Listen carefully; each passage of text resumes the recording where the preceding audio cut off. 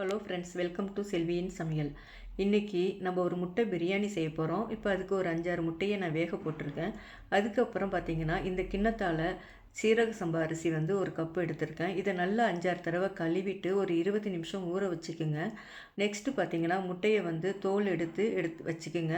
அடுத்தது இந்த பிரியாணிக்கு தேவையான பொருள்லாம் பார்த்திங்கனாக்கா பட்டை, கிராம்பு, சோம்பு, தக்காளி 2, பெரிய வெங்காயம் 2, கொத்தமல்லி தழை ஒரு கைப்பிடி அளவுக்கு, இஞ்சி பூண்டு பேஸ்ட்டு இதெல்லாம் எடுத்து வச்சுருக்கேன். அப்புறம் அந்த முட்டையை கொஞ்சம் லைட்டாக கோடு கோடாக போட்டுக்குங்க. அடுத்தது ஒரு குக்கரை வச்சுட்டு கொஞ்சம் மஞ்சத்தூள், மிளகாத்தூள், உப்பு இது எல்லாத்தையும் போட்டு நல்லா வதக்கி கொடுங்க. அதுக்கு அடுத்தது இந்த முட்டையை அதில் போட்டு கொஞ்சம் எண்ணெயை தாராளமாக ஊற்றிக்கிங்க. அதுக்கப்புறம் இந்தமாரி பண்ணுறதுனால இந்த மசாலாலாம் நமக்கு முட்டையில் நல்லா காரம்லாம் ஏறி வரும். இதுக்கப்புறம் நம்ம அதை தனியாக ஒரு பாத்திரத்தில் எடுத்து வச்சுட்டு அதே எண்ணெயிலே பார்த்திங்கன்னா பட்டை, கிராம்பு, சோம்பு, வெங்காயம், தக்காளி, அதுக்கப்புறம் பார்த்திங்கன்னா கொத்தமல்லி தழை, இஞ்சி பூண்டு பேஸ்ட்டு, மிளகாத்தூள், உப்பு இது எல்லாத்தையுமே நீங்கள் போட்டுட்டு நல்லா வதக்கி கொடுத்துடுங்க. இது இப்போ நல்லா வதங்கி வரட்டும்.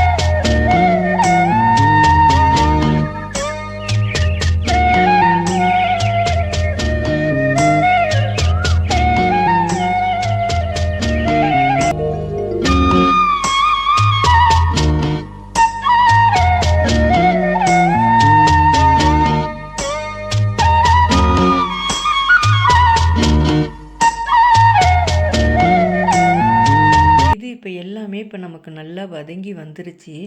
இது வதங்கி வந்த பிறகு இப்போ அந்த அரிசி அந்த கிண்ணத்தால் 1க்கு 2ங்கிற அளவில் தண்ணி ஊற்றிக்கிங்க. தண்ணி ஊற்றிட்டு இப்போ அந்த அரிசியையும் இப்போ நீங்கள் அதிலே போட்டுக்குங்க.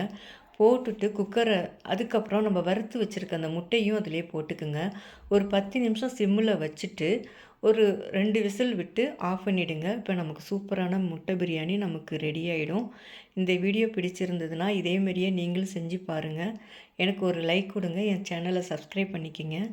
இப்போ நம்ம அடுத்த வீடியோவில் பார்க்கலாம். நன்றி, வணக்கம்.